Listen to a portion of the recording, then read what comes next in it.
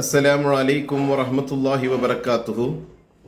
அன்பிற்குரியவர்களே, சங்கைமிகு அல் இமாமுல் ஆலம் அபூ ஹனீஃபத்துல் கூஃபி ரஹிமஹுல்லா அவர்களை மர்வான் நாட்டினுடைய ஆட்சியாளராக பொறுப்பேற்கும்படி கூறிய வேளையில் சங்கைமிகு அபூ ஹனீஃபத்துல் கூஃபி ரஹிமஹுல்லா அவர்கள் அதை ஏற்க மறுத்துவிட்டார்கள். அதன் காரணமாக அவர்களை சிறைச்சாலையில் அடைத்து மிகவும் கடுமையான துன்புறுத்தல்களுக்கு ஆளாக்கப்பட்டார்கள். ஒரு நேரத்தில் சங்கையான அபூ ஹனீஃபா ரஹிமஹுல்லா அவருடைய முகத்திலாக இரத்தம் அப்படியே கொட்டுகிறது. அவ்வேளையில் அபூ ஹனீஃபா அவர்கள் கண்ணீரை விட்டு அழுகிறார்கள்.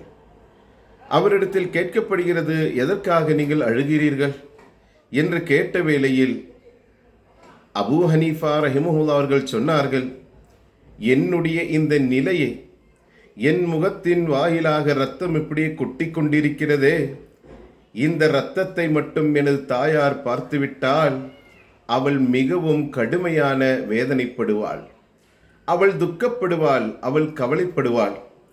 நிச்சயமாக எனது உள்ளத்தில் இருக்கக்கூடிய கவலை, எனக்கு ஏற்படுகின்ற கவலைகளிலிருந்து மிகப்பெரிய கவலை என்னவென்றால், சங்கையான அபூ ஹனீஃபா அவர்கள் சொல்லுகிறார்கள், என்னை துன்புறுத்தப்பட்ட பொழுது, என்னை வேதனைப்படுத்திய பொழுது, என்னை அடித்த பொழுது, என்னை எவ்வளவோ கஷ்டப்படுத்தினால் கூட அதெல்லாம் எனக்கு கவலை இல்லை. வமா அலிய ஷைஉன் அஷத்த மின் கம்மி உம்மி, என்னுடைய தாயினுடைய உள்ளத்தில் ஒரு சிறு கவலை ஏற்படுவதுதான் நான் மிகப்பெரிய ஒரு கவலையாக, நான் மிகப்பெரிய சிரமமாக கருதுவது அதுதான். இந்த விஷயத்தை ஷாரானி இமாம் தபக்காத்துல் உஸ்தா என்ற கித்தாபில் எழுதி வைக்கிறார்கள்.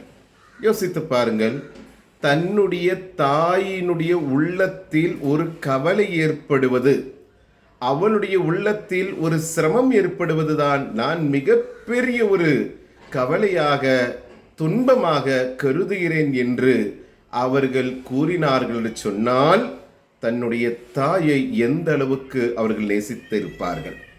இந்த உலகத்தில் வாழ்ந்து மண்மறைந்த, வெற்றியின் உச்சியில் இருக்கக்கூடிய அனைத்து மகான்மார்களும் அவர்கள் வெற்றி பெற்றது தன்னுடைய தாயினுடைய துஆ பரக்கத்தினால்தான்.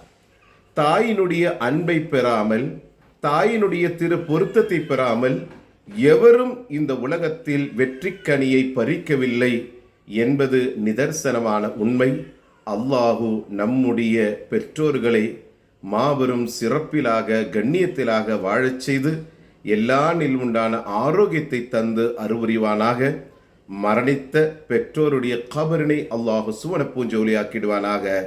பெற்றோர்களுடைய திரு பொருத்தத்தை பெற்று வாழக்கூடியவர்களாக நம்மை அல்லாஹ் உட்படுத்திடுவானாக. அஸ்ஸலாமு அலைக்கும் வரஹ்மத்துல்லாஹி வபரகாத்துஹு.